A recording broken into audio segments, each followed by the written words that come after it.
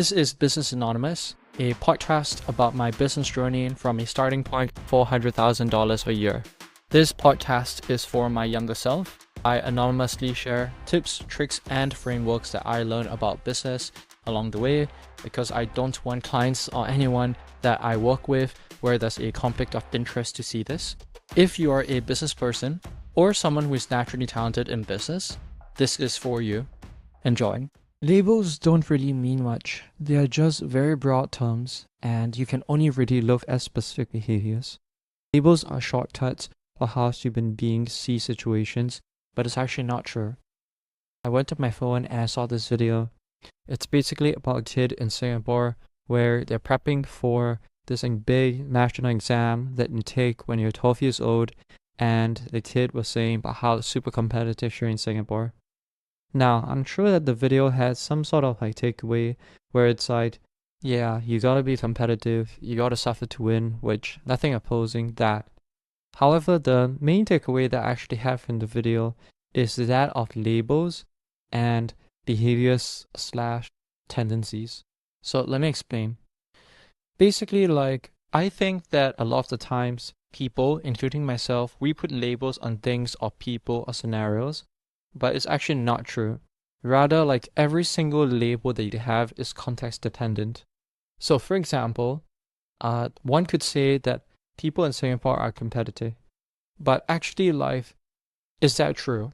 Because would you look at people in Singapore and say that we are competitive in sports? I don't think so, right? Just objectively, I don't think Singaporeans are winning the Olympics, all of that. And for the record, I'm Singaporean myself, so I don't think that's really true. However, if you kind of look at the situation, I would agree that people in Singapore tend to be more competitive in studies when they're from the age of, let's say, 10 years old till, let's say, 18 years old. I think that statement would probably be true if you could somehow gather data on the number of hours spent studying or the outcome of who's the best in exams across different countries worldwide, then I would agree with that statement. Okay, so let me go tie back. So what does this mean? So I was kind of thinking about it, but I think every single adjective that we have is all context dependent to the situation. So even if you take I'll give you another situation. John is hardworking, period. Why? Well, someone would say, I observed that when John is doing web development, he's very hardworking, he rarely takes breaks in between, he does a lot of deep work, etc. But then if you take John and if you force him to do SEO, or if you force him to do marketing, something that isn't web development, and John can't be focused, he's constantly distracted. When he's doing web development, he's never looking at his phone, but now when he's doing SEO, he's checking his phone and notifications all the time, and he doesn't finish anything on time. So what does this mean? This means that John may not actually be hardworking. Rather, John is hardworking in web development, whereas he's not hardworking in SEO. So it means basically under certain conditions, every single person is an adjective, but under other conditions, the person is not this adjective, if that makes any sort of sense. So obviously, I do believe in generalizations, and I think that people have generalizations, stereotypes, and even using adjectives just to kind of make it easy for ourselves to kind of look at scenarios and process information quickly. And I think that's very important because whenever we have something that comes up that we need to make a decision on quickly, we have to rely on something to allow us to make the best informed decision with limited information or in the limited time spent, right? So I'm not fighting against this at all. However, what I'm saying is when we actually look at these scenarios, maybe for ourselves or with certain people, we have to try to separate these so that we can be better trainers or be better managers from a business person perspective. With regards to kind of training people, for example, what I previously thought is if I have someone right now who is a setter and she's on our Irish team, she's doing very well, right? I actually would have the misconception that, okay, if I take her and I bring her to, let's say, the sales department, she can also do very well there. And I tried this once or twice with some people, and okay, I had some success. I also had some not successes with this. And I would say like it's kind of like dependent on a few things. So first of all, like the previous mistake that I made was like when I saw someone who would do very well in one department, I would say this person can also do well in another department. That's actually true and false, and let me explain why.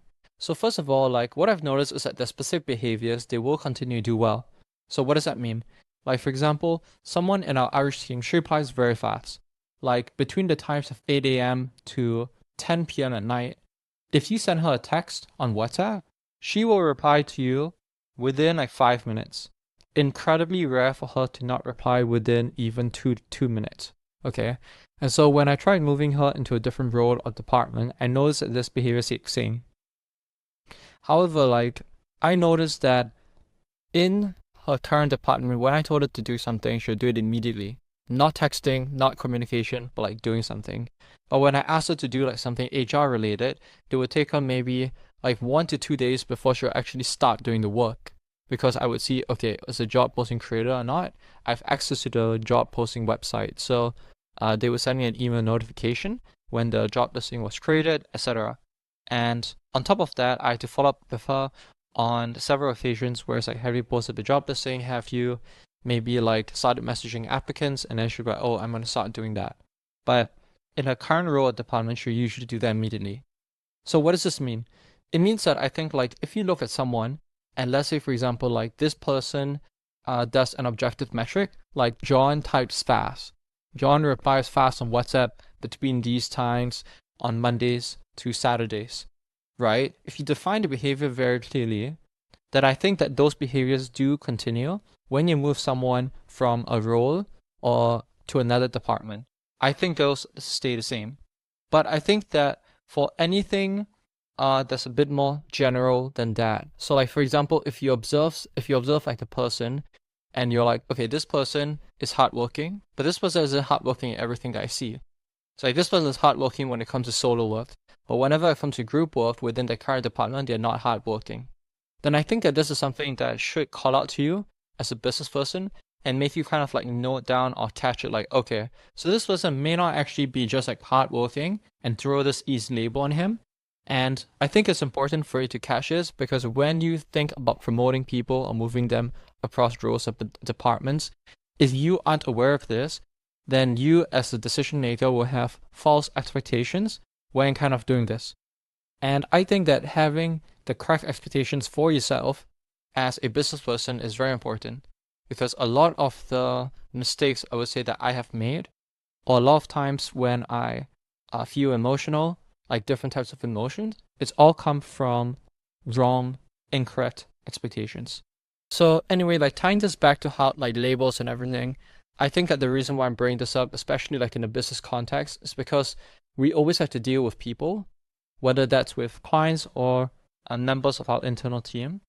If we cannot define emotions clearly when we feel emotions as business people, then this is going to result in making wrong decisions or not knowing how to like communicate or to identify the problem. But if you can like first of all define the emotion, then number two, you can kind of like realize that okay, maybe it's my expectations that's the issue, not them, it's always me, right?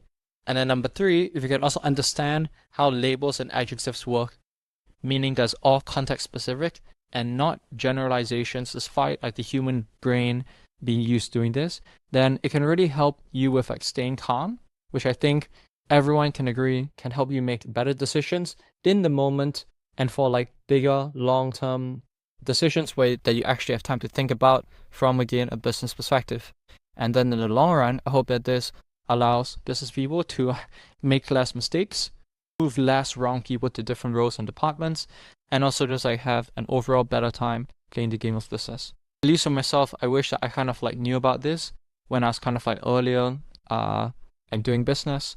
I think that would have been more helpful, but it's okay. So at least now like I kind of like have this information. And yeah,